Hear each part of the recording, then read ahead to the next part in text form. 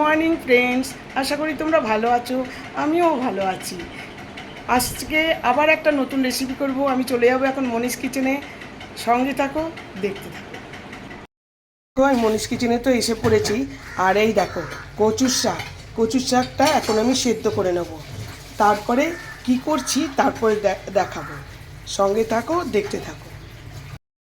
কচুর শাকগুলো সেদ্ধ হয়ে গেছে, এবার হাত দিয়ে চটকে নেব। এইদিকে ইলিশ মাছের মাথাগুলো নুন হলুদ দিয়ে লঙ্কা গুঁড়ো দিয়ে মাখিয়ে রেখেছি। নেক্সট প্রসেস, কড়াই গরম হয়ে গেছে, এই তেল দিয়ে দিলাম।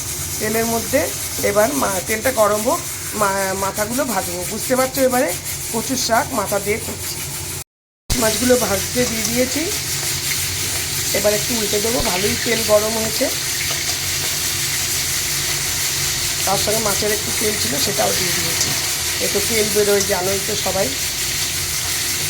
বন্ধুরা দেখো, মাছগুলো ভাজা হয়ে গেছে।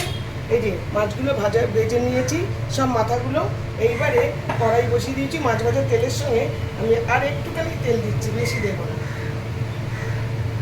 এই তেলের মধ্যে এবারে আদা জিরে মৌরি ফোড়ন দিতে হয়, কিন্তু আদাটা আমার বাটা আছে বলে আমি আর ফোড়ন দেবো না, আলাদা করে বাটবো।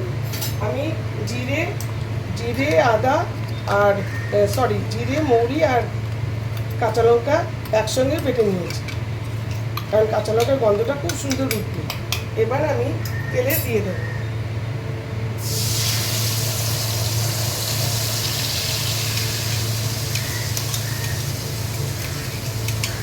তেলে দিয়ে দিলাম এই আদা বাটা।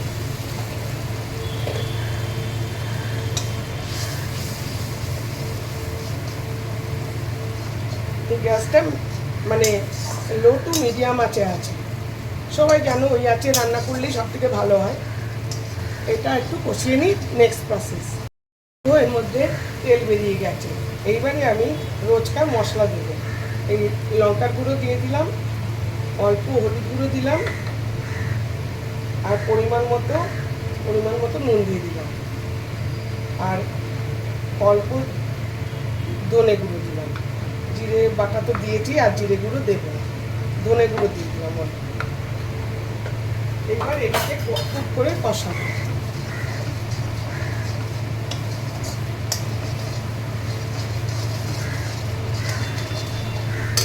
এর মধ্যে মিক্সির বাটি ধোয়া জলটা দিয়ে দিলাম, কারণ ওটা একটুখানি কষাতে হবে তো। দেখো এখনই সুন্দর রঙ এসছে। সুন্দর রঙ এসে যাওয়া মানেই তোমার রান্না কিন্তু অনেকটা এগিয়ে গেছে। এর থেকে তেল বেরিয়ে গেছে। এইবার আমি এই চটকে রাখা কচুর শাকটা দিয়ে দিচ্ছি। সেদ্ধ করে চটকে নিয়েছি, এটাই নিয়ম। এটা সে তোমরাও হয়তো জানো। এটা এর মধ্যে দিয়ে কষাবো।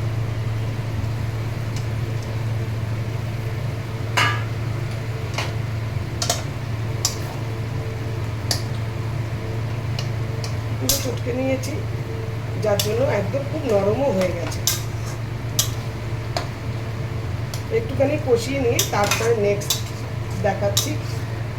মশলাটা মিক্সিং হয়ে গেছে। এইবারে আমি এর মধ্যে এই মাথাগুলো দিয়ে দেবো। মাথাগুলো কিন্তু একটু ভেঙে দেবো, নাহলে টেস্ট হবে।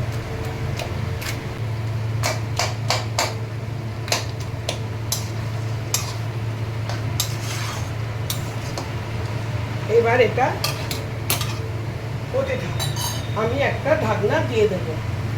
ঢাকনা দিয়ে দিলাম, আর একদম কমিয়ে দিলাম। একদম সিম থেকে একটু বেশি, সিমেই বলতে পারো, কমিয়ে দিলাম। এটা বেশ খানিকক্ষণ হতে থাক। যা চেখে দেখলো নুনটা একটু কম হয়েছে, তার জন্য এক চান্সে হয়ে যায়, কিন্তু আজকাল তো নুনটা বেশ কম হয়েছে, তাই জন্য নুনটা দিয়ে দিলাম আর একটু। আর এবার চিনি দেব, একটুখানি মিষ্টি দিতে হবে, না দিলে টেস্ট হবে না। ব্যাস, এক ফোঁটা চিনি দিলাম। এবার ভালো করে নাড়িয়ে চাড়িয়ে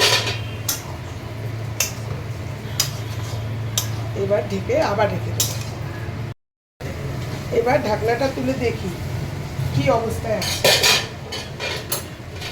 আচ্ছা, এই জল আছে খানিকটা। এবার আমি কি করব, ঢাকনাটা খুলে দিচ্ছি, তাহলে আমার জলটা, আর গ্যাসটা বাড়িয়ে দিলাম, এই জলটা জলটা পুরো শুকিয়ে ড্রাই করে নেব। তো বন্ধুরা, একদম শুকিয়ে গেছে আমার ইলিশ মাছের মাথা দিয়ে কচুর শাক ডাল। একটু স্ট্যান্ডিং টাইম রাখছি 2 মিনিট, তারপর নামিয়ে নেব। দেখো বন্ধুরা, আমার কচুর শাক একদম রেডি হয়ে গেছে, খুব সুন্দর হয়েছে, একটু তেলও বেরিয়েছে। Thank you for watching. আমি শীঘ্রই আসবো আরেকটি ব্লগ নিয়ে।